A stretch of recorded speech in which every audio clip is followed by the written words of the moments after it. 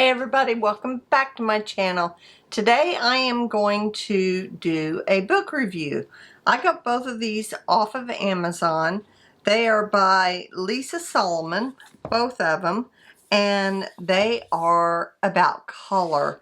And this, I think this is so cool. There's a couple of other color decks going around, but this one is a color meditation deck. So it's basically, let yourself get lost in painting. And you can kind of use this when you're in a creative slump as well. So, there is, here it has a little ribbon. It's in a box, and the box is beautiful as well for display. And then there is a book in here, and it says 500 prompts to explore your watercolor and spark your creativity. So, this is just maybe things to do to get you excited when you don't know what to paint. Here are some ideas to get you to paint.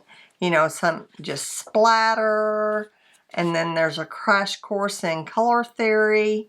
I'll be doing a video on color theory soon, so you'll be able to see that. It's just really, really cool. It talks about shade and tint, just some basic stuff in this book. And then it goes on to tell you how to use the deck. In here are cards, lots of cards. And each card is giving you a prompt to show you what to do. So like this one here is to make dots in all your different kinds of blues. And maybe we'll practice some of these on the channel, see what we come up with. Here's one to do just different colors of rainbows and different colors of stars and different plus signs, and it's just a really cool deck. When you don't know what to paint, she gives you ideas on what to paint. I really, really enjoy that. Now, I am an affiliate for Amazon, and I'm going to link these in the description below. It's no extra cost to you, but these are some of the books that I found really, really helpful. And there is another one here. I've got this on my desk because I'm going to use it. And here is another one by Lisa Solomon. And it is Field Guide to Color. And it says a watercolor workbook as well. And it goes over some of the same principles. And in this book, she has places to, paint your own chart.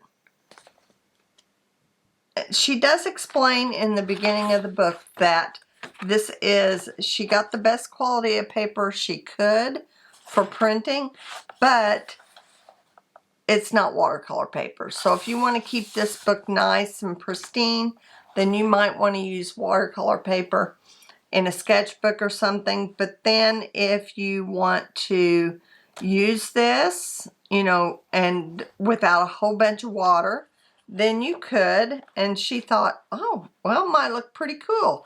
But it will warp and buckle because it is not designed to do that. But this is really cool. She gives you different ways: monochromatic, analogous, complementary. We'll go over that in depth, each one. And how to make a color wheel. And it's a really, really good book. So another book I am going to get, which I'm going to bring it up on my phone because I've ordered it, but I haven't received it yet. Okay, one I'm going to order. It's a gratitude journal for women. So I'm going to get that so I can make it a daily practice to, for gratitude. Now, I do that now on and off and here and there notebooks I picked up. I just really like the premise behind their whole company. I'm going to get that book. So I'm going to get this one too. Pretty Simple Painting. So I thought those, and here's kind of a, I don't know that you can see it, but I'll leave a link on Amazon below. And I just think, you know, this is a good beginner book to start off with. And she gives, you know, flowers, and then she gives tracings and how to paint it and the color palette. And I think this is a really cool book. Just step by step, and it's simple things that you can get started with.